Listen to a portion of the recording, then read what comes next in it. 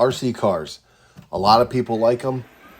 Let's start from the beginning. In this video, we're going to discuss the basics, the best one to start out with, what you should look for, what should be the mid-level, and what's the top of the range. We're going to discuss electric, nitro, and gas. Some of the things you prepared for, some of the things you're going to need. Stay tuned. We got a lot to discuss. Hello everybody, welcome to Matthew's Toy Chest. My name is Chris. In today's video, I'm going to discuss my opinion, the best way to get started in the hobby, what to look for when you go on to branch onto different things, and some of the things that you're going to need to make your experience a good one. So let's get started. In front of me are three different vehicles. These particular vehicles are a great way to get started in the hobby to enjoy yourself. All three of these vehicles will include, in this case that I'm showing you, include a battery, a charger, a controller, and the vehicle. Nothing else is needed. So if you're just looking to get into the hobby and not look to spend a ton of money on other things, this is a great way to get started to see if you're even going to like the hobby. These three vehicles are under $200 and it's a great starting point. Now again, I just want to point out, this video is geared to those who are just getting started in the hobby, are looking to get started in the hobby, or looking to possibly move up to different vehicles and just trying to get an idea of what might be needed when jumping out to one of those vehicles.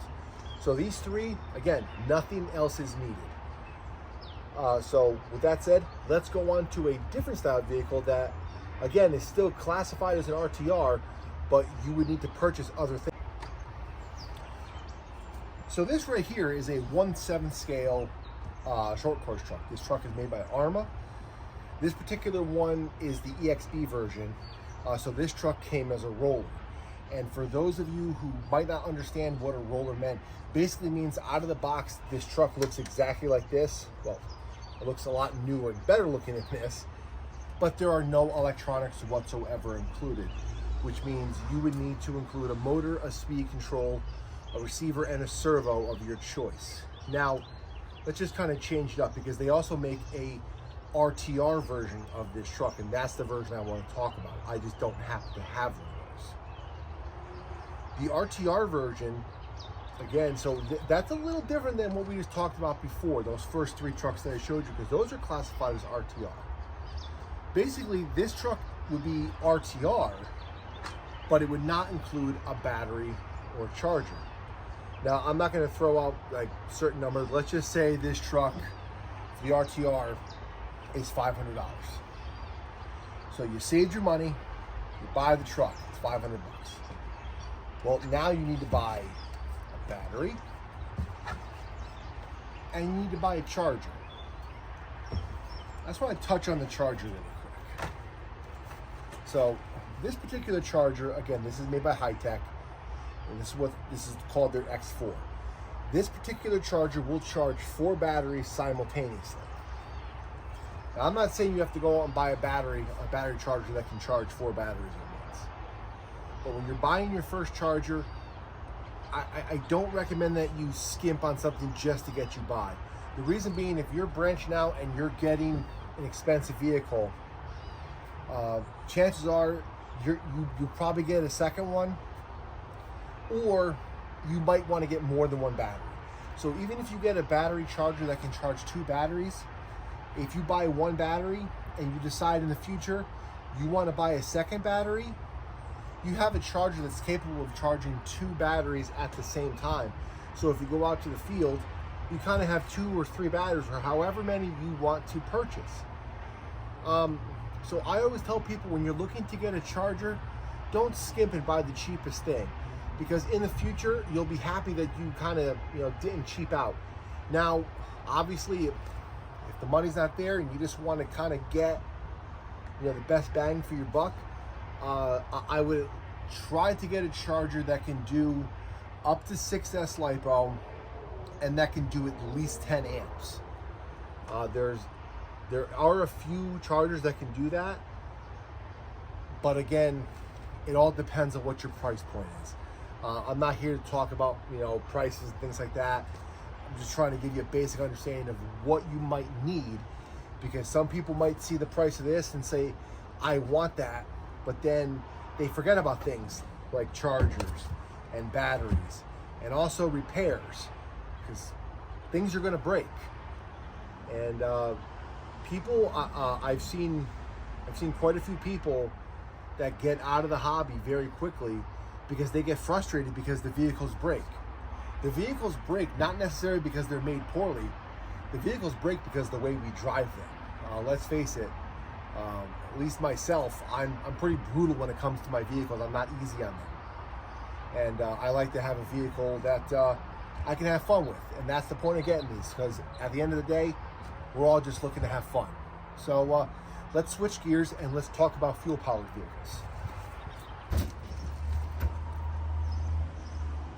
Now, with fuel-powered vehicles, it's a little bit different. And the reason why I'm saying it's a little bit different, because if you haven't been in the hobby for a while, or you have no idea how to use one of these, I would highly, highly recommend that you do not get a nitro vehicle. Nitro vehicles are extremely, I don't want to say extremely, they can be difficult to tune if you don't know what you're doing. And I've had my share of nitro vehicles. I've had too many to count. Currently in my collection, I think I have seven or eight nitros. Nitro tuning is basically an art. You either know how to do it or you don't. There's no, well, I can kind of tune. There is. It's either you can do it or you can't. There is no in between. I guess I was fortunate that I do know how to tune them. So let's just say you know how to tune them. You love nitro, and you want your own. So you look at the price. This truck is an RTR that I'm showing you. Now again, RTR, ready to run to a point. It comes with the receiver battery, it comes with servos, but you need to provide fuel of your choice, a glow igniter, a charger for the glow igniter, and a charger for the receiver battery. So this $450 truck just turned into, a $500 truck or a $550 truck. Now, however, if you did what I said before and you got a decent charger, you didn't skimp on it, you have a charger that can not only charge larger batteries, you have a charger that can also charge receiver batteries. So that is a big plus when you're buying a charger. So let's just say you have a good charger. Now you need fuel. You got a glow igniter. This gallon of fuel, which looks like a lot of fuel, it's probably 50 or 60 bucks. I haven't bought a gallon in quite some time. I actually bought a bunch of this fuel when this particular company, Byron's, was going out of business. So I haven't bought fuel in quite some time. I bought quite a few gallons of these, but I believe they're like 50 or 60 bucks a gallon. I could be wrong, don't quote me.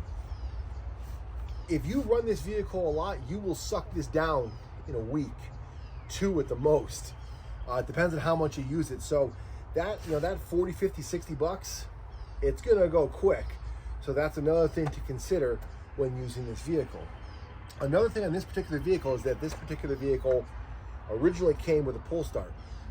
I put a back plate on this vehicle, and basically what that means, for those of you who do not know what that means, I removed the pull start and basically put a block off plate in the back of it. Now, why is that such a good idea? With a nitro engine, it's all about revving. You're taking that pull starter away. The crankshaft now does not have to spin that. You're getting rid of rotating mass. So now essentially, by removing that pull starter, your engine can now rev higher. So you will gain a couple thousand RPMs, which could be a good thing, could be a bad thing. Because if you're not paying attention, if you kind of go back to one of my older videos, you'll see a video where I blew up the engine in my 8T. Now, I titled it, "My Engine Blew Up." That engine was intentionally destroyed. I purposely, I wouldn't say purposely, I wanted to see what that engine could do and how far I could push it. I have to say that was a great little engine, but it was a great little engine that couldn't do it anymore. And that was an example of what not to do with a nitro engine. You could really easily destroy a nitro engine. You need to properly break these in. You need to know if it's running too lean, if it's running too rich. So that's why I would say a vehicle like this, it's really, I would consider this an expert level vehicle. I would not say this is for beginners. I would not say this is for like novice. This is expert only. You need to know what you're doing when running nitro vehicles. Kind of switching gears back to electric again. If you're new to the hobby, you know what this is. Everyone's heard of the Traxxas X-Maxx. This is potentially one of the best bangs for the buck out there. But again, when you're originally purchasing this, a lot of people, again, forget to think about, okay, they see that price tag, it's $1,000. But now you got to add the batteries, and this being an 8S truck, you need to purchase 2 4S batteries. You need 2 batteries for one vehicle.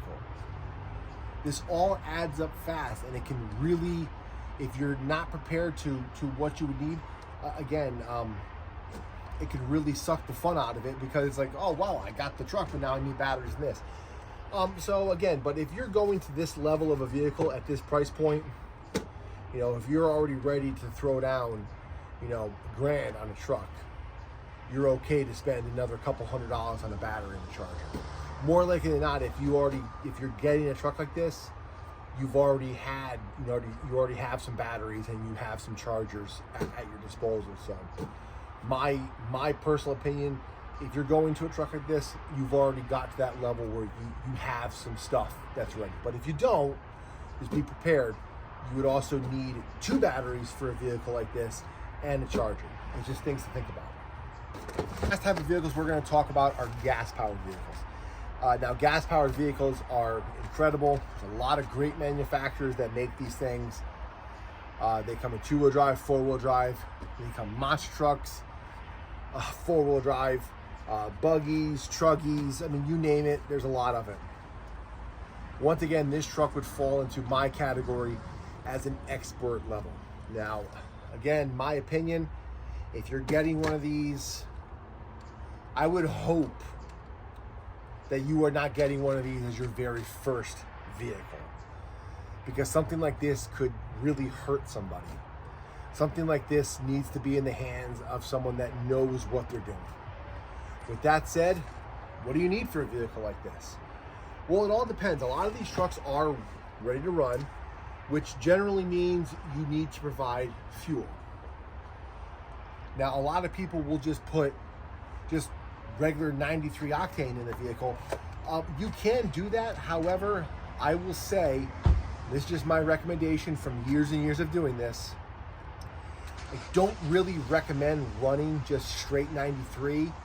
And if you do that, I would highly recommend that you dump the fuel out of your tank and get it out of your engine before you let it sit, because the ethanol in the fuel will crystallize in these carburetors, and I've actually seen it before where it'll destroy the lines, it'll destroy the diaphragms in the carburetor. It does some horrible things.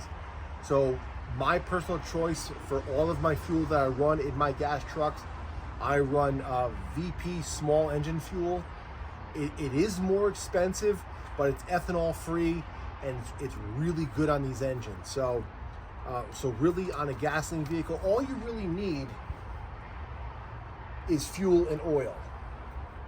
If you bought a ready to run vehicle, this particular vehicle was not ready to run. This, I had to add servos, an engine, a pipe, you name it, I had to add it. There are other vehicles, but again, when you are at this level of an RC, you kind of have an idea of what is needed at that point. And then the one thing, and the last thing I want to harp on, and I will always harp on this, any gasoline vehicle, 100% needs a kill switch before you run it. I never have, nor I ever will, have ever run one of my gasoline vehicles without a kill switch. It's a must, and I really wish that these manufacturers would provide a kill switch. And to my knowledge, there's only one manufacturer that I know of that includes a kill switch with their vehicle, and that's the Primal Raminator, or the Primal MT, because there's so many variations of it right now. So with that said, again, that's, to my knowledge, that's the only one that's included. I don't know, but all of my gasoline vehicles have kill switches. I hope this video was informative, guys. I hope I kind of gave you some knowledge. I know it was a lot of repetitive and a lot of rambling, but I'm just trying to get some basic knowledge of what's needed when you're looking to start in this hobby, and hopefully have a long and fun time doing this. It's a great time doing this. I've been in this hobby for just about 30 years, and I've had my share of just about every type of on-road vehicle, surface vehicle possible. So with that said, I'll catch you guys in the next video. Go out and have some fun.